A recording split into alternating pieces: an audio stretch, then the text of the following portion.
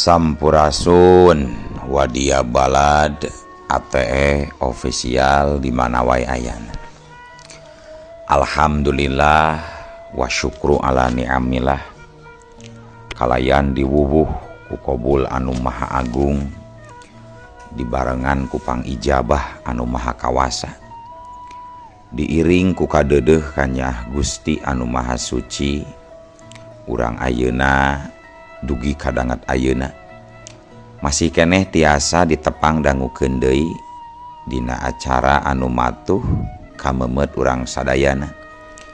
Nyatana dina pagelaran dongeng Sunda jejer carita pedang mayit.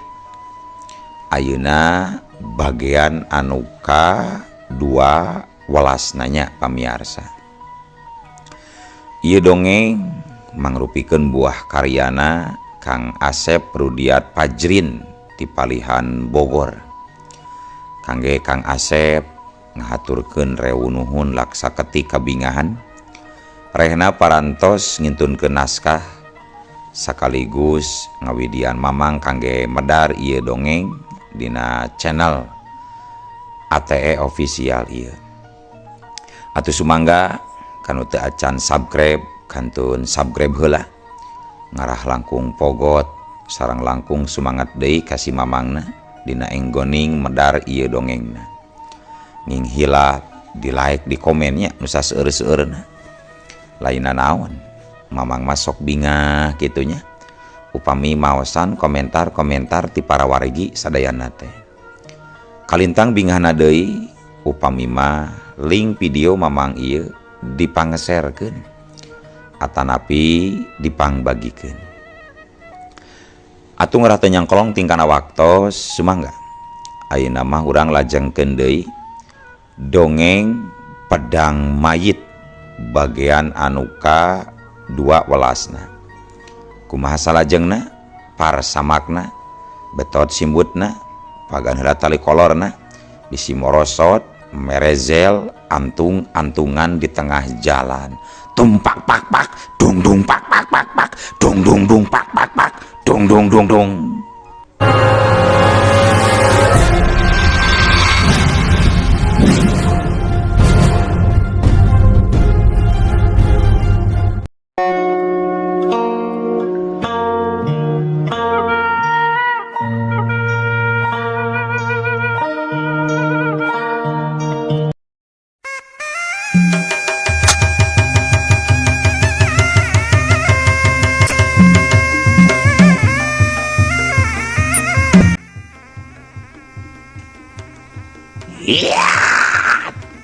Harita Bahrawi ngajorowo ngamimitian deui ngayakeun serangan.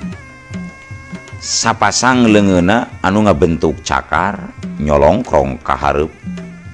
Kuku-kuku ramona anu harideung turang geteng katempo sareukeut pisan. Kole bagus lapesiut blos. Cakaran Bahrawi nyamos ngahakan angin. Sabab Jakarungsing ngakilakeun awakna saeutik kakatuhu. Bari nyusul tepus ku ngasupkeun tenggelan gelap sayuta kana awak Bahrawi. Hiu kadung jebron. Gempuran Jakarungsing meneran pisan nenggal kana dadana Bahrawi. Ngan aya ku aneh tenggelan ajian gelap sayuta anu ngandung racun kalabraja teh. Pangaruh nanaon pikeun Bahrawi teu geseh seetik-etik acan. Malah mah harita Bahrawi ngayakeun serangan deui ku nyakarkeun leungeunna ngarah kana beuheung Jakarungsing. Hiu kolebat celeng celeng celeng. Kapaksa Jakarungsing loncat ka tukang pikeun nyingkahan. Waluh, ilmu naon ieu anu dipake ku eta kitu nya? Aji gelap sayuta uing tunurak euy. Aduh. Gerentes Jakarungsing di sajeroning hatena. Akhirna Jakarungsing mundur deui 3 lengkah ka tukang. Seret. Manehna ngawangun deui kuda-kuda panceg bumi. Suku kencana rada dijegangkeun. Leungeun kencana dipalangkeun hareupeun dada. sedangkan dengan katuhuna sajajar jeung cangkeng. Lamun nempok tina wangunan jurus nama Jakarungsing teh rek ngagunakeun tenggelan jarak jauh guntur geni. Sanggeus dirasa tanaga lapisanana geus museur sapinuhna kana leungeun. Teu antap parah deui, gancang bae Jakarungsing ngalepaskeun tenggelan jarak jauhna. Hiat hiu barasat. Sora angin ngahiung bangbaraan dibarengan ku kembang seuneu anu ngabarasat nyurungkuy muru kana tangtungan Bahrawi. Tapi aya ku aneh, Bahrawi lainna nyingkahan kana eta serangan. Manehna malah ngasongkeun awakna mapag rosana ajian guntur geni anu dilepaskeun ku Jakarungsing. Hiu buas geleger. Kadenge sorang geleger tarik naker. Mangsa tenggelan Jakarungsing nembrag kana warugana Bahrawi. Tetela awak Bahrawi teu cecel teu bocel, masih keneh nangtung ajeg. Malah Jakarungsing nu katempo ngacarijeg saeutik, leungeunna asa sing sireumeun, tanagana asa malik ka diri sorangan. Edas, ieu aki-aki teh edan pisan euy. Guntur geni oge teu bisa meruhkeun kakuatanana, malah bangun anu teu karasaeun euy. Aduh, padahal uing geus make kakuatan sapinuhna eta teh euy. Aduh, kumaha ieu cara ngalawan aya? Kitu galecokna hate Jakarungsing dina waktu harita. Kisarpa nu geus aya di dinya sarta nyumput di handapeun hiji tangkal. Manehna jadi deg-degan. Laju ngagerendeng ngomong sorangan. Ambe cilaka. Tetela Bahrawi teh geus boga deui elmu anyar. Padahal baheula mah waktu tarung jeung Kidablong teh apanan saelehna ku ajian gelap sayuta Kidablong. Tapi nah ieu mah meni teu rigeg-rigeg acan. Duh, muga-muga we Jang Jaka masih keneh bogaeun ilmu simpananana pikeun ngungkulan elmuna Bahrawi. Gitu gerentes Kisarpa. Sedangkan di Pakalangan kadenge Bahrawi keur sesumbar bari ngagalak-galak seuri. Ayo gerak kaluarkeun deui sakabeh ilmu panemu jampe pamake anu kacangking ku lain beunjeu. Sakedeung deui ilaing bakal perlaya dicabut nyawa ku dewek sabeujeu.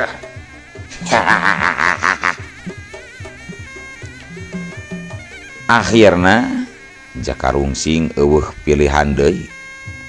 Lianti kudu ngagunakeun pakarangna nyaeta pedang mayit.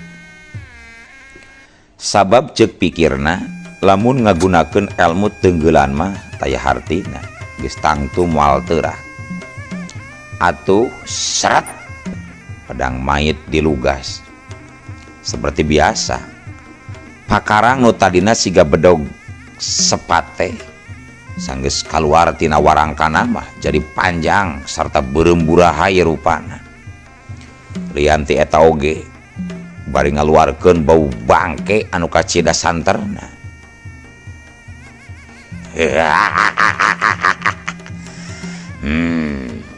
Rupana bedog goben si Dablong teh geus dibikeun ka ilainya. Sok geura pilihan ta awak dewek nu hipu deuleu geura pilihan. Cuk Bahrawi seuring ngagalak-galak. Ngadenge kitu Jakarungsing teu loba nyarita deui. Kalayan ngagunakeun jurus tigas papas. Tuluy bae manehna ngaheumbatkeun pedang mayit ngarah kana beuheung Bahrawi. Corela ceuleng ngolebat hudud hiu. Cahaya beureum ngabarasa marengan ngolebatna pedang mayit. Kajadian nu saterusna mah estu di luar panyangkana Jakarungsing. Bahrawi anu keur di arah beuheungna teh saeutik oge eueuh pisan gerakan pikeun nyingkahan panarajang lawan. Bahrowi angger nangtung pancuh dina kuda-kuda pasek bumi. Tapi mangsa sajengkal deui pedang mait rek nigas kana beheungna. Bahrowi mapageun eta pakarang ku ngagunakeun pigelangan leungeun katuhuna anu geus dilapisan ku ajian panglebur jagat. Hiu gaduk cebrot jeleger. Kadenge soranga jeleger tarik pisan mangsa paamprokna dua kakuatan. Tetela pedang mait oge teu neurak kana kulitna Bahrowi dina mangsa harita mah. Carig jeug, carig deug, carig jeug, carig deug. Katempo Jakarungsing dadalig-degan mundur ka tukang. Dina sela-sela bibirna ngalai getih beureum anu ngalem bereh terus mapai kana gado. Sedangkan pedang mayit anu dicekel mah tuluy macleng mangsa diadu jeung leungeunna Bahrowi tadi.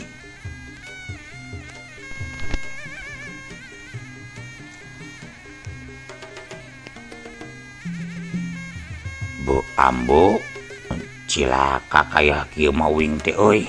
Aduh. Tetela luhur ego deh. Luhur oge elmuna si aki-aki pewat teh euy. Buahnya gitu uing teh bakal maot ayeuna euy. Aduh. Kudu kumaha ieu carana aing ngungkulan si aki-aki pewat euy. Kitu galecokna hate Jakarungsing dina waktu harita anu geus mimiti sabil. Sabot keur kitu Bahrowi ngayakeun serangan.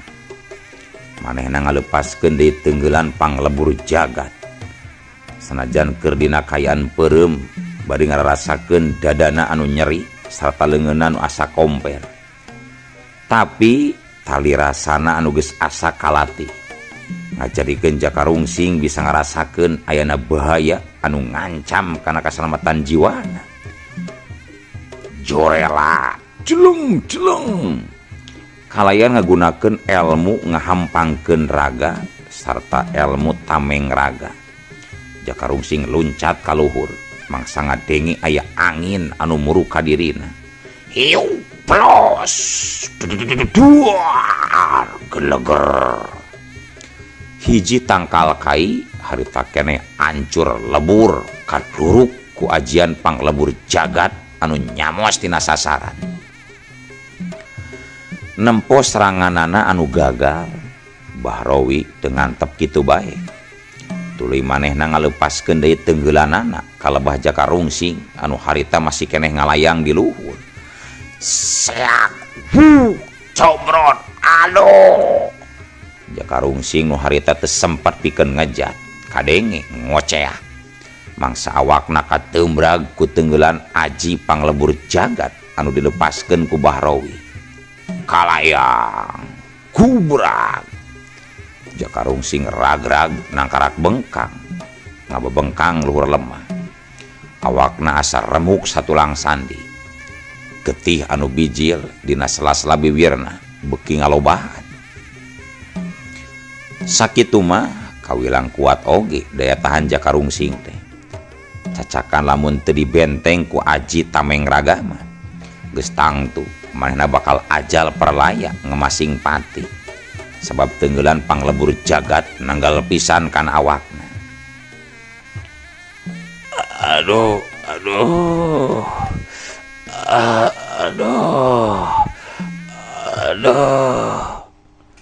Jakarungsing muringi sumarurung nahan kanyeri. Karasa aya anu nyurungkuy dina jero dadana. Golok go. Tungtung nama Jakarungsing utah getih lalambaran. Dina kayaan anu meh pegat pangharepan sarta ngarasakeun kanyeri anu luar biasa. Jakarungsing ngajorowok nyambat anu jadi guruna. Aki, aduh. Aki, tulungan uing ki euy. Tulungan uing ki. Uing teu kuat ki, teu kuat. Rupana tali batin antara guru jeung murid teh kacida kuatna.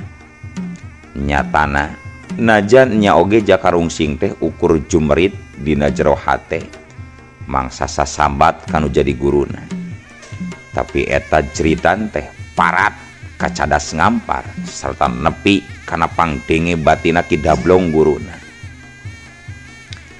Ngarasa yen muridna keur aya dina kayaan butuh kadirina, gancang Ki Dablong sinuku tunggal sarta matek aji Pangerong Dewa pikeun nganyahoankeun naon anu keur karandapan ku jadi muridna. Sanggeus bisa nyaksian anu keur disanghareupan kudu jadi muridna, satuluyna mah gancang be Ki Dablong ngirimkeun sora jarak jauhna ngagunakeun ajian Bayu Sabda.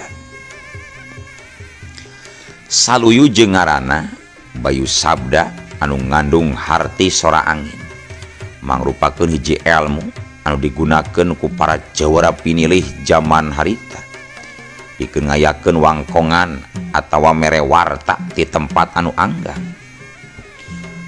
Bayu Sabda lain ngandalkeun pangdenge, tapi leuwih museur kana kaseuketan geter narasa. Senajan ukur dikecapkeun dina jero hate, tapi bakal ditepikeun ku hileuwirna sakadang angin ka jalma anu ditujuna.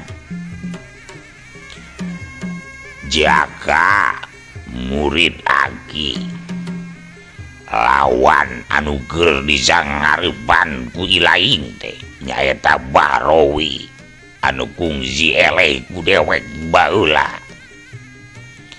Ayeuna inyana keur ngagunakeun hiji elmu anu disebut elmu Samaga Prasta. Taya artina lamun ilaing terus nyerang kana warugana mah, sabab sanajan ku elmu atawa pakarang naon bae oge moal bakal mampu pikeun ngabinasakeunana. Hiji anu jadi kalemahan eta elmu Samaga Prasta teh nyaeta dina lebah kalangkang awakna. Pikeun ngungkulan kakuatanana ilaing kudu ngadek atawa neunggel kana kalangkang eta jalma, ulah langsung kan awakna, udah gue kalangkangna. Ku kituna sok gragunakeun pedang mayit pikeun meyarkeun heula mega hideung anu ngalangan panon poe. Kitu anu ditepikeun ku Ki Dablong ka Jakarungsing.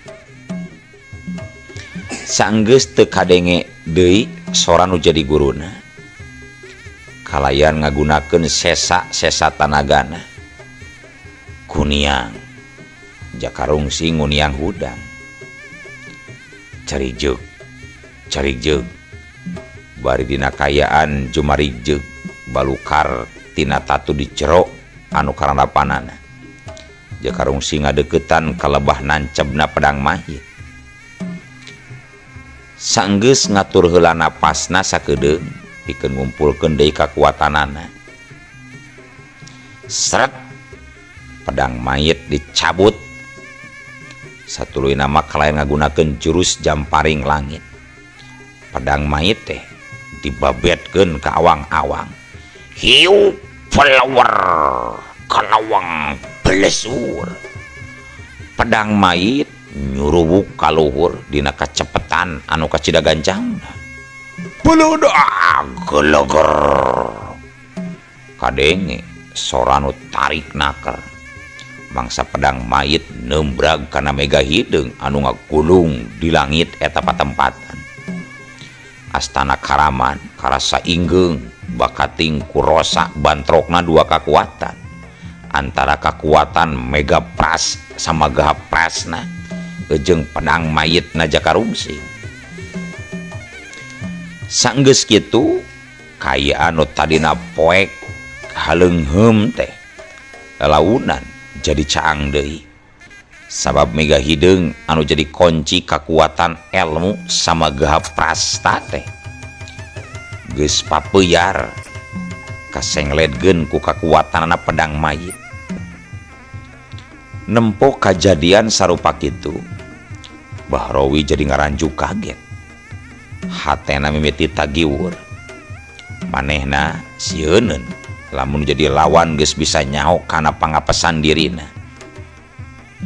Gancang Bahrawi matek ajianana pikeun ngadatangkeun deui mega hideung ngan orokaya Jakarungsing teu mere kasempetan pikeun jadi lawan meta. Ganjang bae Jakarungsing ngacorelat kalebah kalangkang Bahrawi anu saterus nama eta kalangkang teh dikating ngagunakeun jurus tenjerak bumina. Hiu plak plak tetela ari kalangkangna anu diserang mah Bahrawi teh ngoceak oge. Aduh carijog daligdog Bahrawi daligdogan.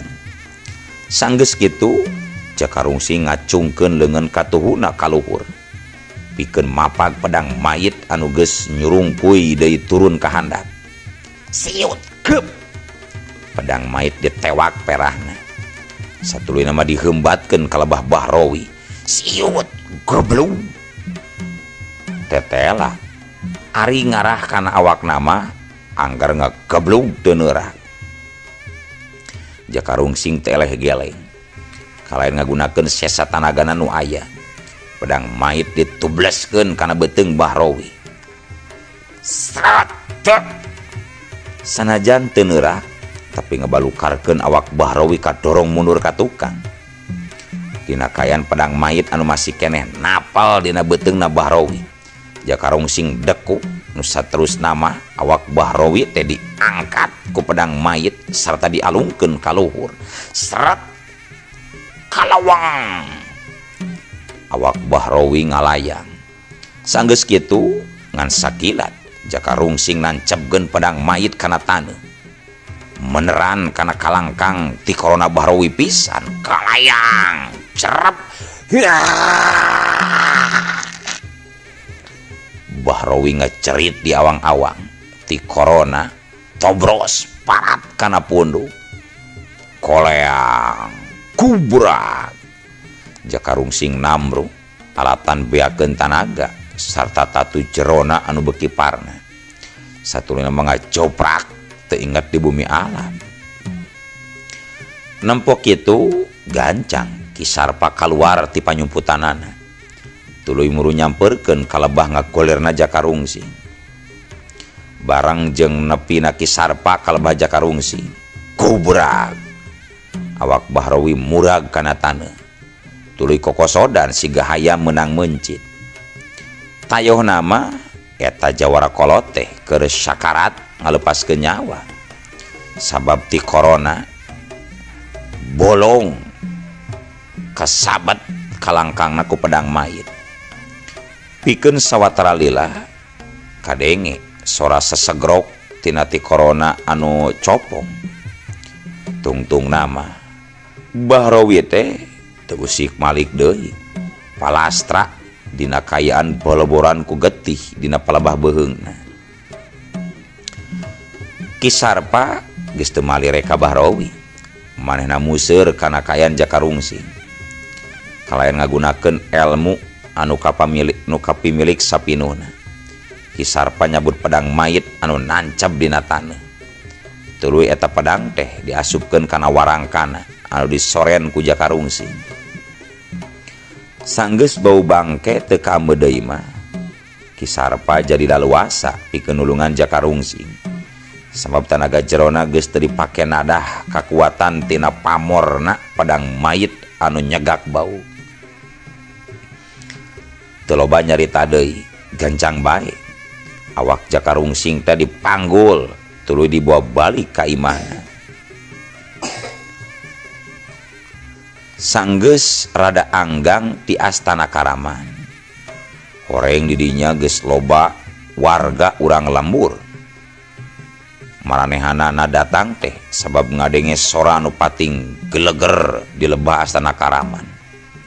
Tapi teu bisa ngadeukeuttan sabab teu karuateun ku ngambeu bau bangke anu kaceda seukeutna. Akhirna mah para warga ngariung ti kaanggangan. Kalah ngagembrong di dieu. Gancang ieu pangagotongkeun Jakarungsing ka imah kuring gancang. cek Ki Sarpa marentah ka warga Pilemburan. Bangga Ki, bangga. Teh malah sabara urang budak ngorak meh bareng. Saware deui nyarokot paculnya. Tuh kurebgeun itu bangke kolot anu teu guna. Teu kudu dimandian atawa dibungkus, langsung bebeskeun kana taneuh nya. Cek Ki Sarpa nyaritana bangun anu hewa kacida ka Bahrowi teh. Ngadenge parentah tinu jadi pupuhuna seperti kitu. Gancang bae urang Pilemburan teh barber pikeun ngalaksanakeun pancena. Babaraha urang jajaka gancang nuar awi pikeun dijadikeun pananggung. Saterusna mah awak Jakarungsing anu keur ngalempreh teh dikadangkeun dina jero sarung, tuluy digarotong dibawa ka imahna Ki Sarpa. Sanepina ka imah, Jakarungsing digolerkeun di patengahan. Ki Sarpa sabisa-bisa ngubaran, manehna nyalurkeun hawa murni anu kapimilikna kana dadana Jakarungsing. Teu lila kulisik, Jakarungsing usik, brai beunta. Aduh, di mana uing teh ieu euy Ki? Aduh, di mana ieu Ki? Aduh. Jakarungsing nyarita pegat-pegat, sorana leuleuy kacida. Geus aya di imah aki ayeuna mah Jang. Jadi can maot uing teh Ki euy. Nya acan atuh Jang acan. Si Rowi anu geus maot mah Jang. Syukur atuh euy. Syukur we ari kitu mah Ki. Tapi ieu teh uing laleulus kieu Ki. Dada oge meni eungap jeung nyeri Ki. Aduh. Nya geus ayeuna mah ulah wakaloba gerak Sujang. Reureuh heula we. Jang Jaka teh keur tatu di jero. Duh, Pak paingan atuh mani nyari kieu Ki. Aduh. Ki Sarpa geus teu nembalan deui. Bati karunya we wungkul nempo kaayaan Jakarungsing teh. Dirina teu bisa nanaon deui pikeun nambaan eta jajaka. Kapanan biasana oge Jakarungsing anu sok ngubaran teh. Ari ayeuna Jakarungsingna gering atuh puguh we. Bingungeun Ki Sarpa teh kudu kumaha cara ngubaranana. Ragamang harita Jakarungsing leungeunna ngaragamang ngodok saku nu aya dina beubeurna. Ku siwal ngaluarkeun hiji ubar sagede kaleci anu rupana hideng meles. Menta cai nginum Ki euy. Menta cai. Atuh Ki Sarpa gancang nyokot ciasak herang. Dirina surti yen Jakarungsing teh bakal ngubaran sorangan. Tah ieu Jang caina Jang. Sanggeus nampanan eta cai mah tuluy bae ubar teh diteleg ku Jakarungsing. Tuluy nginum. Sanggeus beres kitu Jakarungsing cengkat tuluy diuksila. Sapasang leungeunna ditumpangkeun dina luhur pingpingna. Ramo jejangkungna diamprokeun kana indung leungeun. Tayohna mah Jakarungsing teh keur ngatur napasna pikeun nyalurkeun hawa murni kana jero dadana anu karasa nyeri.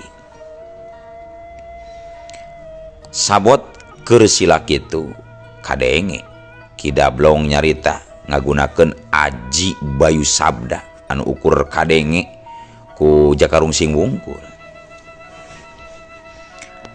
Jaga murid dewe Kiwari si lain keur ngarandapan tatu di jero anu cukup parna dulu Jaga. Tenggelan aji panglebur Jaka teh ngandung racun dupa sangkala.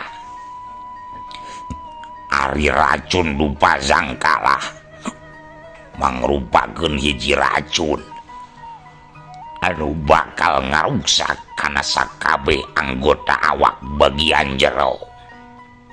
Lamun eta racun geus nyayang umur lain mualila deui dulu jaga lamun teu gancang-gancang diubaran 40 poe di ayeuna jantung hate hamperu polo jeung urat-urat getih ilaing bakal hancur buruk deuleu lamun geus kitu tangtu ilaing bakal perlaya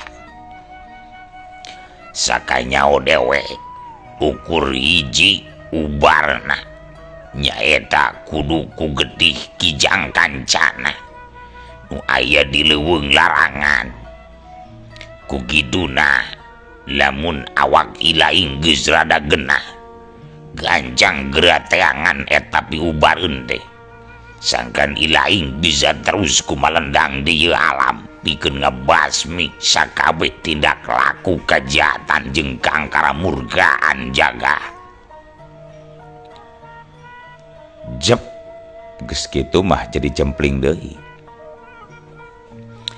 Ki Sarpa nu aya di hareupeun Jakarungsing mah teu nyahoeun yen eta jawara teh keur meunang pepeling teu nu jadi guruna. Ki Sarpa anggor nempokeun beh kalayan tetepan anu pinuh ku rasa karunya. Dirina nyaho lamun jajakan nu aya di hareupeunana teh keur nandangan tatu di jero anu lumayan parna.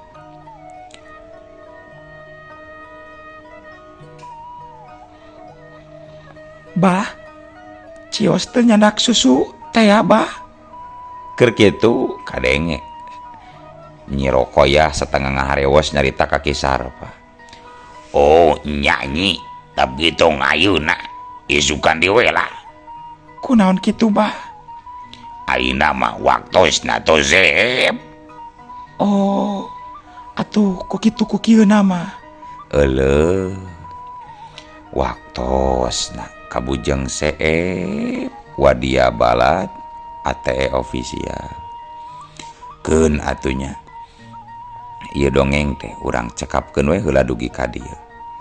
Insyaallah enjing pageto baris dilajengkeun deui. Atuh ku kitu ku kieuna mamang sajamit mungkur amit mundur ti payuneun para wargi sadayana. Hayu ah. Assalamualaikum warahmatullahi wabarakatuh.